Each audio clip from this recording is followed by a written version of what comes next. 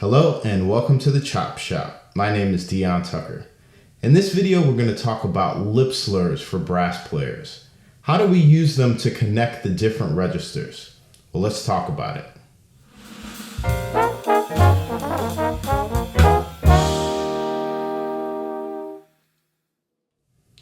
Lip slurs are a fundamental part of brass playing.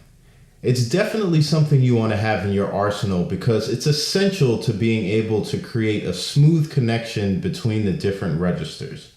Before we dive any deeper into that, I want to thank everybody that's subscribed to the channel so far. And if you haven't done so yet, go ahead and click that subscribe button and hit the notification bell so you can get a heads up on whenever I put out a new video. For those of us that don't know what a lip slur is, lip slurs are going between two different notes that live on different partials without using the tongue. There's a lot of video content out there regarding how to play lip slurs, so I'm not going to dig too deep into that in this video. What I do want to look at is some of the things that can kind of be misleading when it comes to how we go about executing our lip slurs. First, let's look at the name of the exercise, lip slurs. Now, if I was a betting man, I would bet that the primary thing that's going to be involved in this exercise are my lips. While that is true to an extent, the lips are not the primary thing that's changing the notes. The airstream is doing that. So when we do lip slurs, it's very easy to overemphasize the position that we move our lips to as we go from note to note. We want to keep our focus of attention on how the airstream is manipulating the change in the notes.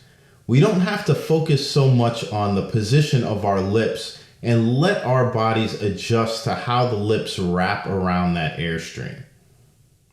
The next thing I want to look at is how lip slurs look visually when we see them notated on a piece of music. It's very easy for us to get into what I call vertical mode, because they're written up and down. So we see da,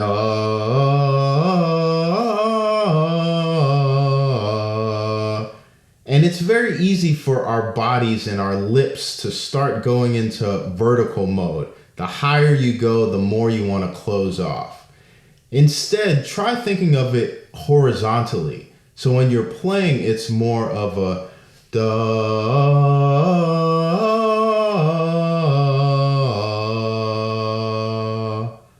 so that the airstream is constantly going forward and we're not closing it off by thinking about the vertical movement that we are actually seeing on the piece of paper. Another thing we want to take note of is a lot of times when we see these lip slur exercises notated, there's just a lot of notes on the page. We don't want to get caught up or intimidated by all those notes. Let's just remember that it's one airstream that's happening throughout the lip slur. And I like to think of it as each note is a different drop-off point in this airstream that's never stopping. So,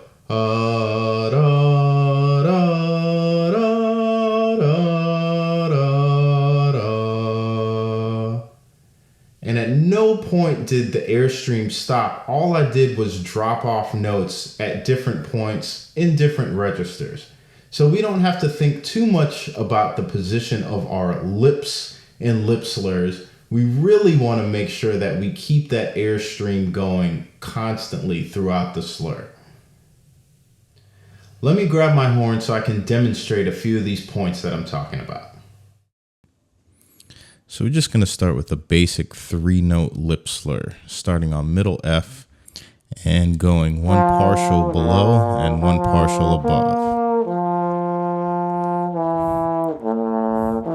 It's important to not think about what the lips are doing and just focus on how the air is manipulating the change of the note. So once you get comfortable with that, you can move on and start expanding your range a little bit. And just because the notes are going higher doesn't mean that I have to think about the vertical movement of my lips. I'm still keeping my focus on the horizontal airflow. As we start to look at these lip slurs visually, I see a lot of this. We don't want to shift our head around into a position we think it needs to be in order to play the notes. It's really not helping us at all. Instead, what I like to do is use my finger as a target. And I'm just letting the air chase my finger. So as I go higher, the air has to move faster to catch up with the finger. Now, this visualization has helped me out a lot because really I'm not thinking about what my lips are doing, and I can stay focused on the distance that the air has to travel.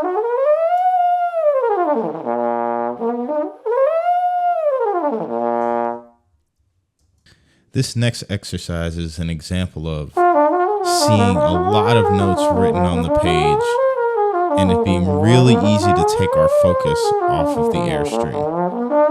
Remember, these exercises are just an embellishment on long tones.